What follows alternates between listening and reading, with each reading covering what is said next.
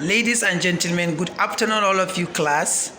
This is a lecture on requirement for urine testing.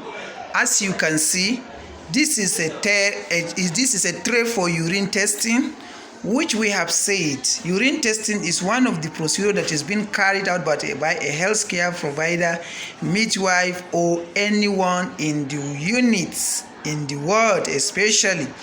Now, in every admission, we said we used to admit a patient. In every admission, you have to carry out some observation, and those observation, urine testing is also part of observation we normally carry out in the ward.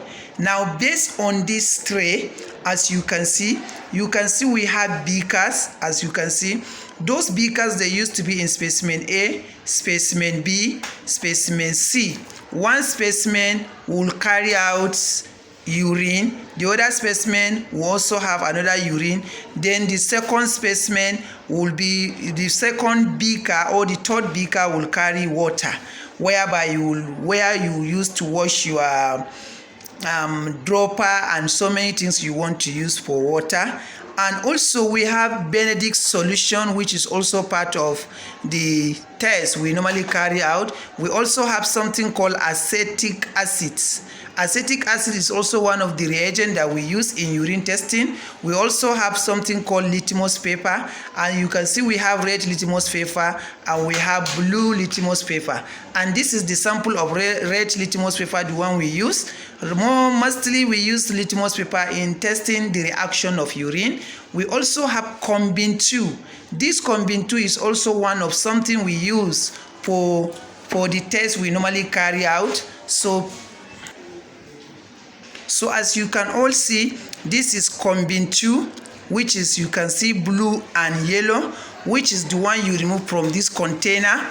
And this container, we say, is the one that contain the combin 2, which these days we also have one that has combin 9, which you can test everything, whereby we have stopped even using the hot test, cold test of glucose or protein, whereby when you use combin 9, it will give you everything. We also have matches, where you use to on your Bunsen burner. In this Bunsen burner, we also have, sometimes you can use spirit, you also have sometimes you can use kerosene. All these are things that we use as requirement. This is also one of our kidney dish that is used on the tray for urine testing, where you will be putting all the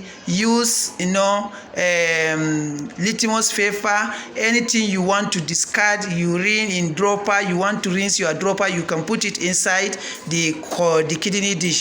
And this is dropper. This is the one you use normally to pick up the water, and you can rinse it if you like.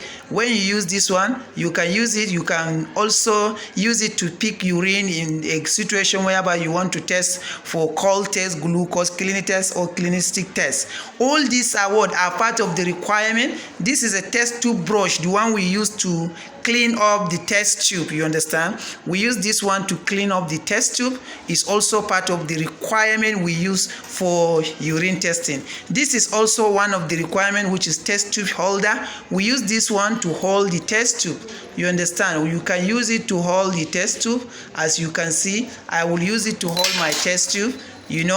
I did not hold it very well. I'm sorry for that. But one thing you need to understand, you use it to hold the test tube. I'm so sorry, because my hand is holding a phone. So as you use it, you can hold the test tube, you can place it on the Bunsen burner, you can burn the urine and do the test for hot test of protein and hot test for glucose. Hot test for protein, you only burn the top inch of the top end of the urine, which you have to fill the test tube 3/4 fill with urine. And if it is for glucose, when adding everything, the Benedict solution and everything I have mentioned in the procedure, you only use to burn the bottom of the urine, which is hot test for glucose. That's Benedict test. So we also have, these are the test tube, you use this test tube to fill up with urine. This is the bigger test tube we also have, the one that you use also to test your urine. And in the observation or physical examination we carry out for urine, we have something called urinometer, and as you can see, the urinometer, it has graduation. You use this one to dip into the test tube, and when the test tube is filled up with urine, 3/4 filled with urine, then you use your urinometer, which is used to test the weight of the substances which is compared to the volume of water, what about 1000 mils. When you compare that one, you also detect the specific gravity of that urine. And syringe is also needed for picking up the Benedict solution, which is 5 ml, that is normally used for the test of Benedict test. We also have, as I mentioned earlier, we also have acetic acid. All the way you see those things are part of what? Requirement for urine testing. As you can see, also we need gloves. Gloves is also part of something you have to explain for urine testing. We cannot forget, we also have to use masks. It's also part of the test that you have to use for urine testing. So when you look at this, these are the requirements needed for urine testing. Thank you so much for listening. I remain the clinical instructor, Nurse Fashkar. Thank you so much.